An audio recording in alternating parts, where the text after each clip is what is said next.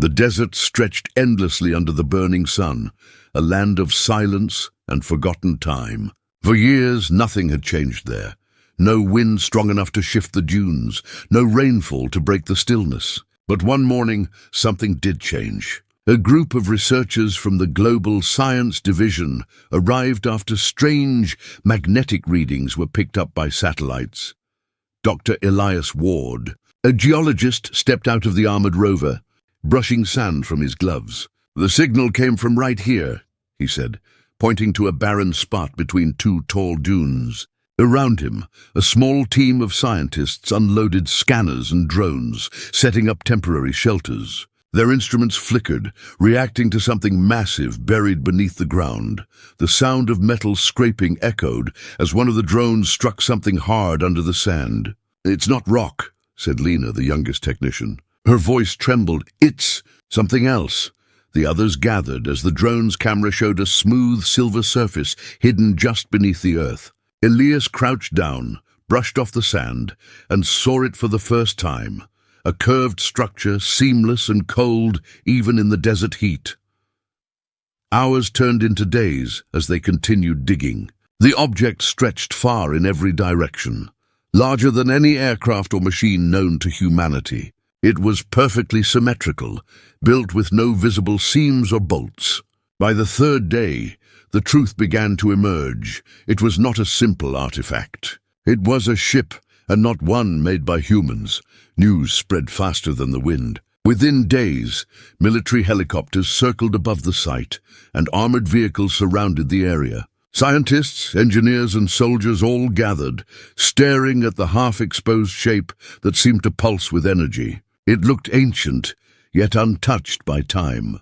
Dr. Ward and Lena were given permission to explore a small section near what appeared to be an entrance. They carried scanners and lights as they stepped closer. The moment Lena's gloved hand touched the metallic surface, the scanner went dark. "Power surge," she whispered, but Elias noticed something more. The surface under her hand began to glow faintly, as if responding to her presence. Everyone froze. The ship gave off a low, vibrating hum, deep and powerful, almost like a heartbeat. The ground trembled softly beneath their feet. "Step back!" a soldier shouted, raising his weapon. But there was no explosion, no movement, only the slow spreading of light across the hull. That night, as the team camped nearby, the hum continued faintly through the ground. Some claimed they heard whispers when they pressed their ears to the sand. Others said they saw blue light flickering beneath the surface. Elias, unable to sleep, stood outside his tent, staring at the half-buried ship. He could not help but wonder who had built it, and why it was here on Earth. By morning, new orders came from above. The site was now under full international control. The ship would be excavated carefully and transported, if possible. Scientists from every major country arrived, arguing over what it was. Some believed it was a meteor or natural formation. Others were certain it was alien. Then, during the fifth night, power across the camp suddenly failed. The generators shut down, the lights went black, and silence filled the air. The only glow came from the ship itself, a soft blue light that grew brighter and brighter until the entire desert shimmered. Lena ran to Elias's tent. "It's moving!" she shouted. They rushed outside. The sand around the ship began to swirl, lifting dust into the air. The ship did not rise, but it seemed to breathe, releasing bursts of cold air that made the ground frost over. The scientists stood in awe, half terrified, half amazed, and then it stopped. The light faded, the sand settled, and everything went still again. When morning came, the readings on their instruments showed something new, faint electromagnetic pulses repeating in a steady pattern. It was not random. It was a signal. Elias gathered the data and played it through the computer. The sound echoed through the camp like a distant heartbeat. After hours of decoding, the team found a strange rhythm, almost like a message written in numbers. No one could translate it, but one thing was clear: the ship was not dead.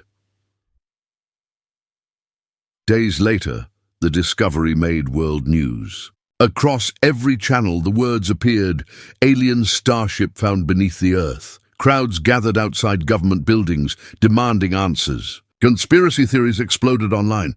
Some people feared invasion, others dreamed of interstellar friendship. Nations began arguing about who would control the technology. In the desert, the scientists worked under tight security. Military drones hovered above, while engineers built research domes around the site. Every night, the hum returned. Soft, rhythmic, like the steady pulse of something alive beneath the sand. Elias began keeping a journal, noting every new vibration and light pattern. In one entry he wrote, "It feels like the ship is listening." He was right. Deep inside the alien craft, behind sealed walls and layers of unknown metal, a single light pulsed in answer to his voice. Systems long dormant were awakening. Screens lit up with alien symbols. A quiet female voice, soft and mechanical, whispered something no human could understand. Thousands of miles above Earth, beyond the range of human satellites, a forgotten beacon finally came online. In the cold darkness of space, a fleet of ships stirred, their engines glowing to life. A signal reached them after centuries of silence. The words translated clearly through their command consoles. Archon has awakened. On Earth, the humans still celebrated their discovery, unaware that they had just alerted something far greater. In the endless night of space, ancient eyes turned toward the blue planet. The owners of the ship had heard its call, and they were coming. 3 days after the ship in the desert pulsed with light, strange things began to happen all across Earth. Satellites lost connection for minutes at a time. Radio stations picked up unknown frequencies filled with repeating tones. Even civilian cell phones caught faint patterns of static that seemed too organized to be random. At first, governments blamed solar activity. But when the same message appeared on every screen, from space stations to home televisions, the truth became impossible to ignore. Across every language, one sentence appeared. Glowing white against black, "Return what is ours." The world froze. Inside the main desert base, Dr. Elias Ward and Lena watched the message repeat on their monitors. Soldiers whispered nervously, scanning the skies with thermal sensors. "It's them," Lena said softly. "The ones who built it. They know." For the first time, the ship felt alive in a new way. It emitted small bursts of light like breathing. Engineers detected activity deep within its structure, energy patterns forming and vanishing, as if the ship was speaking in a silent code no one could understand. The United Nations called for an emergency summit. Military generals, world leaders, and scientists from every nation gathered in Geneva through a secure link. Some demanded to return the craft to avoid war. Others argued that Earth could not give up such a discovery. It was the greatest technological find in human history. One general said firmly, "If we return it, they will see us as weak."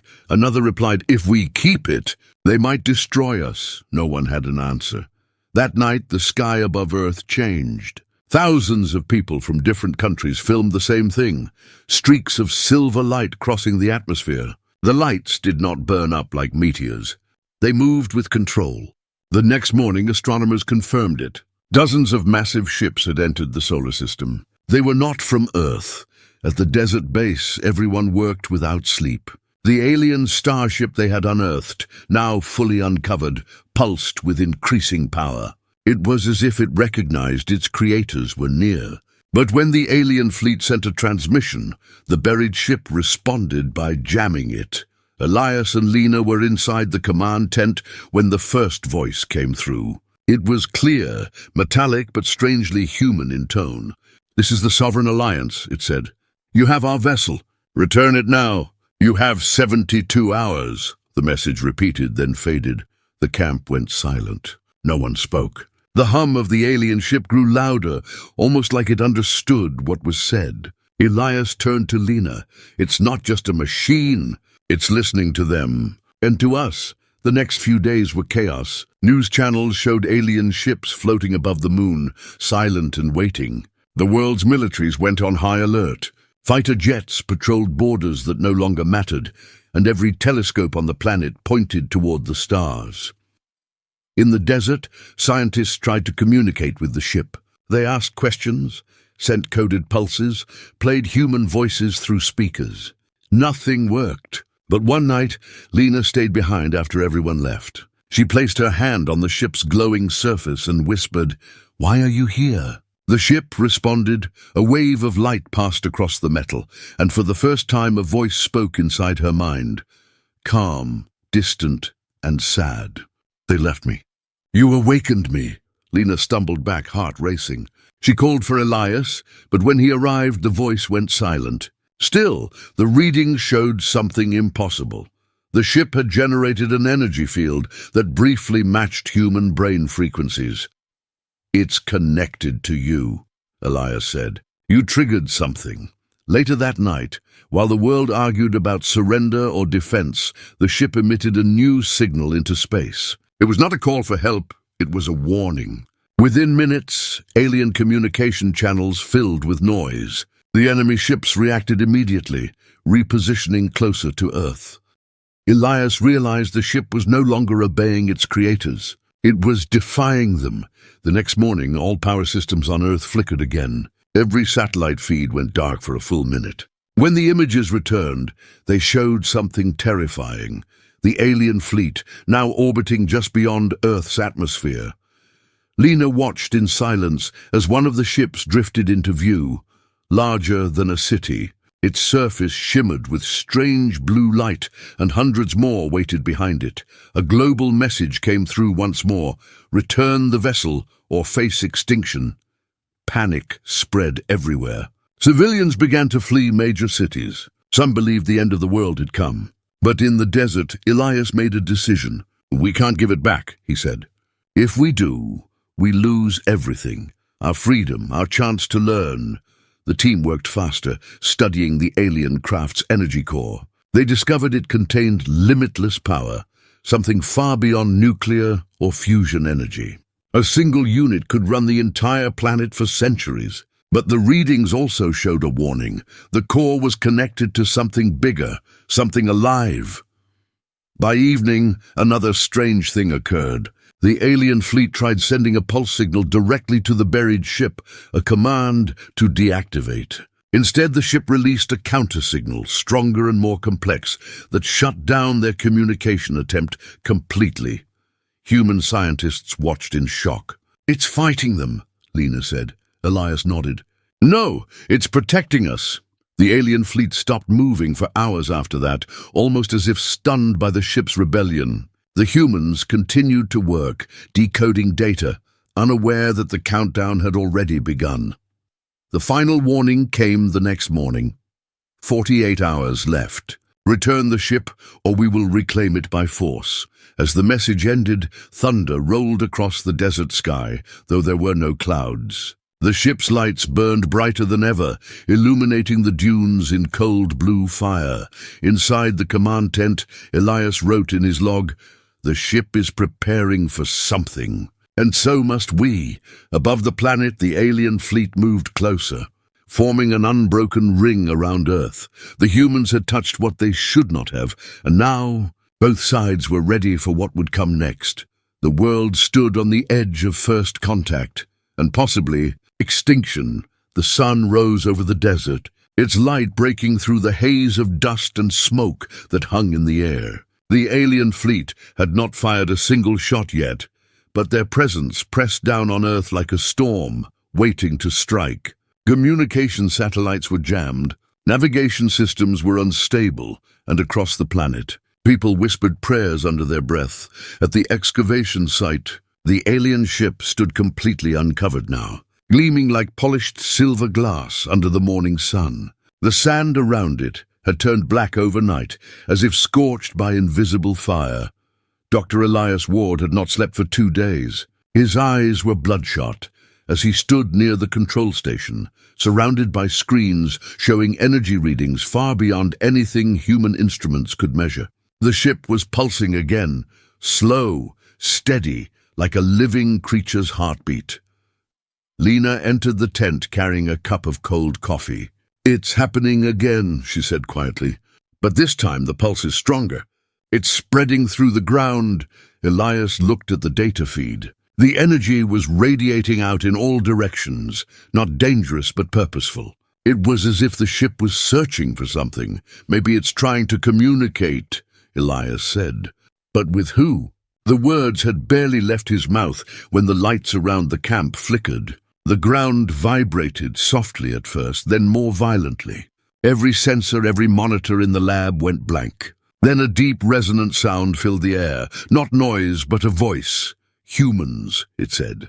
The sound came from everywhere at once.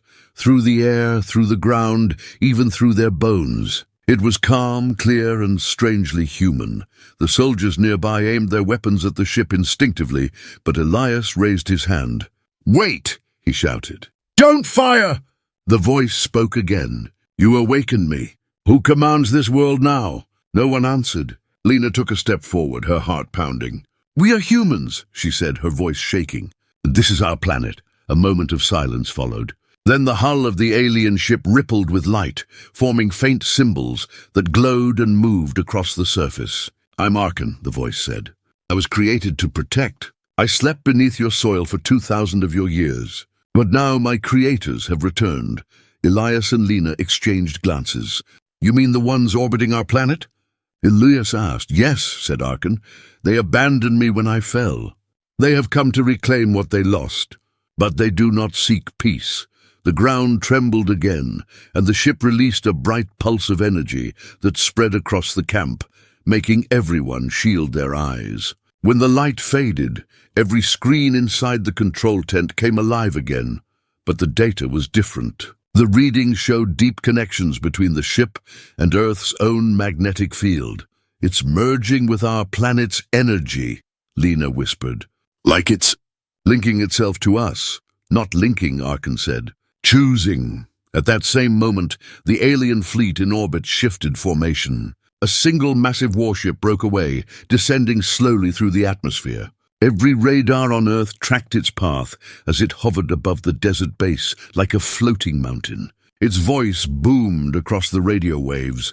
"Return the vessel or face destruction." The soldiers around the ship prepared to engage, though they knew they had no chance. But before any command could be given, Arkan's hull brightened again.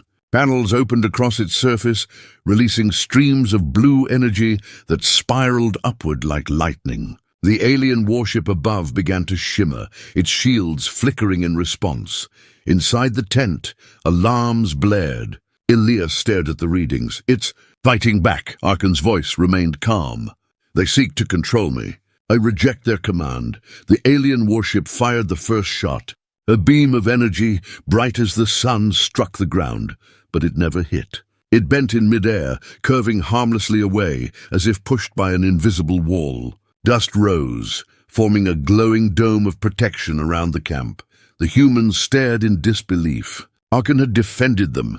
From within the ship came another deep sound, like the beating of wings underwater. "You are not my creators," Arkan said to the alien ship above.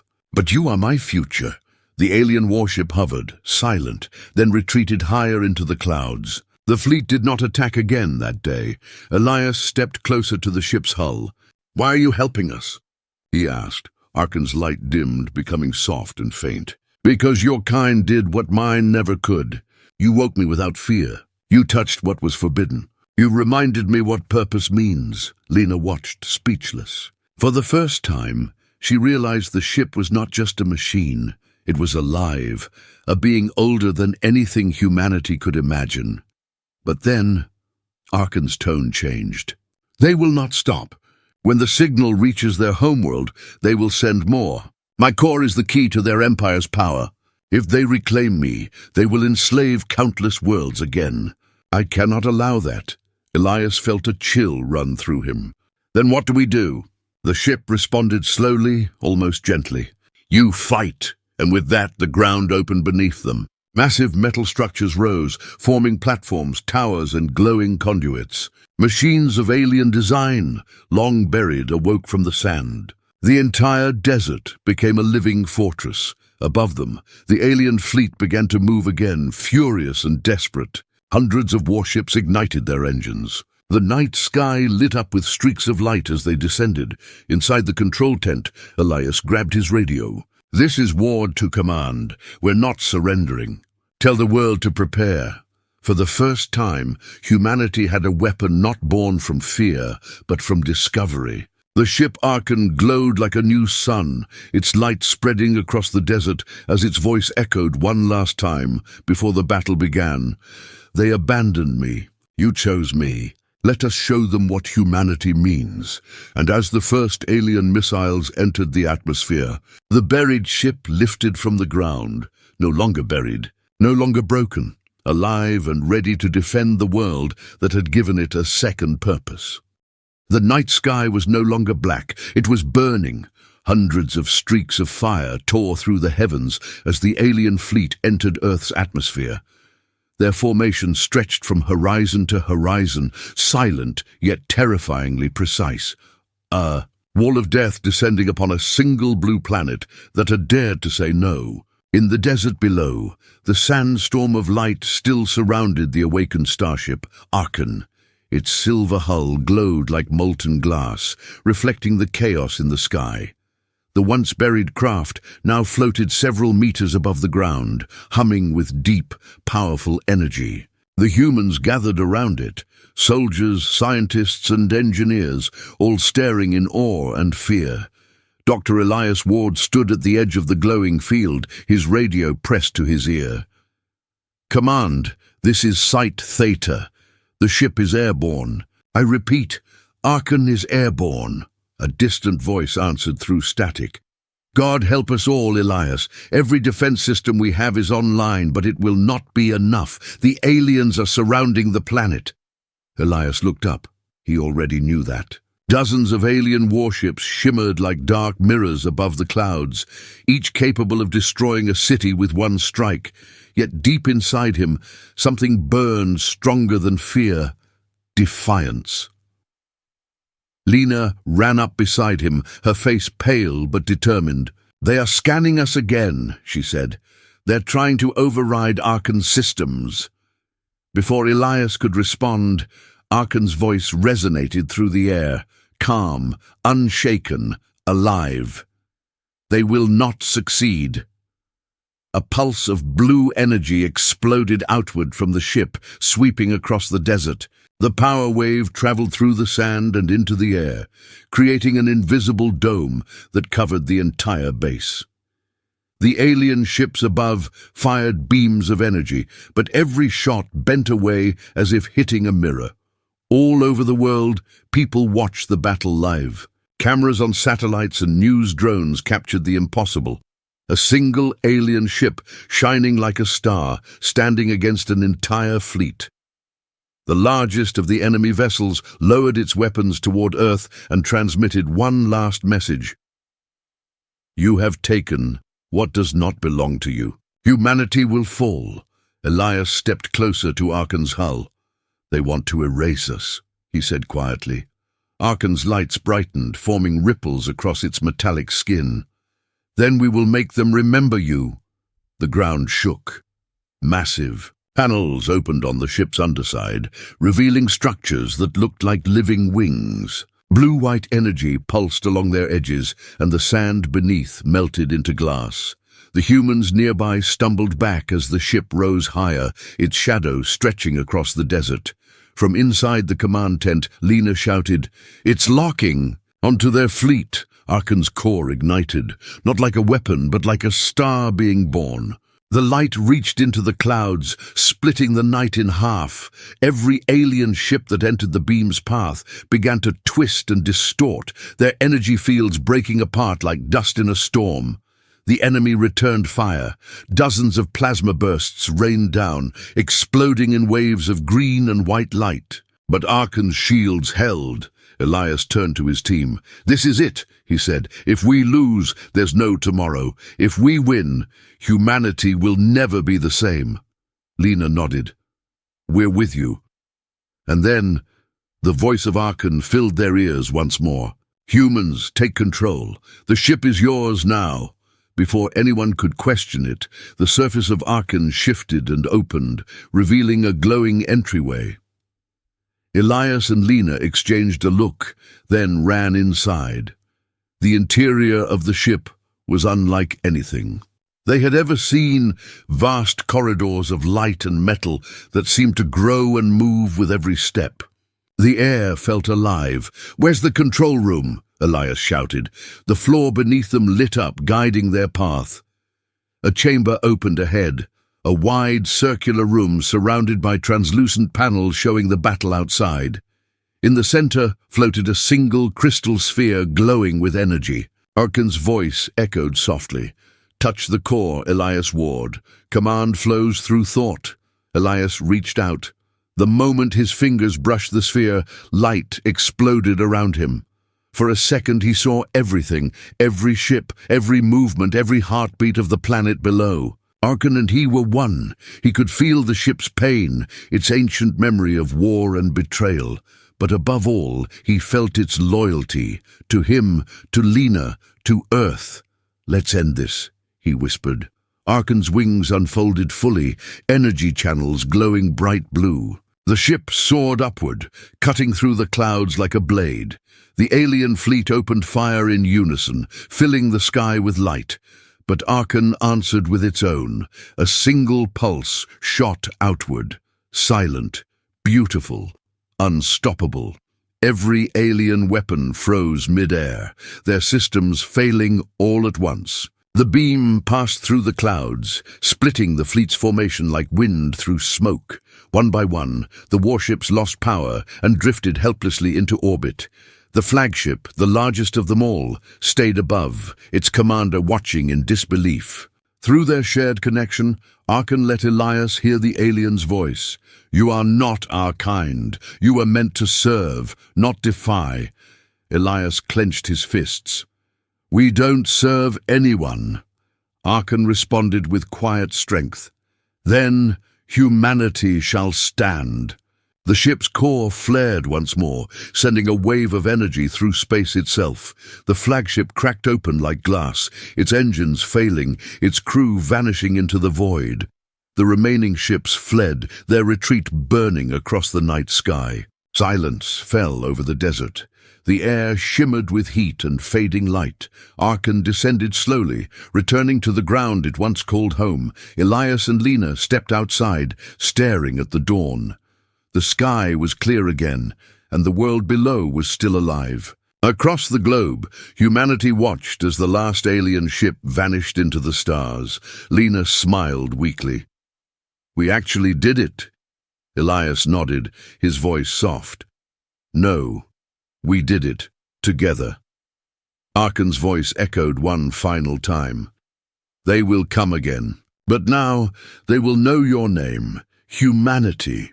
The wind rose, carrying the words across the glowing sand. Around the world, people looked up to the stars with new eyes, not as frightened survivors, but as a species that had taken its first step into the vast unknown. And deep in the desert, Arkan stood silent, its lights dimming under the morning sun. Humanity had refused to kneel. The message traveled far beyond the stars, carried on invisible waves across the galaxy. Earth does not surrender. Humanity remembers. And for the first time in history, the galaxy remembered us too.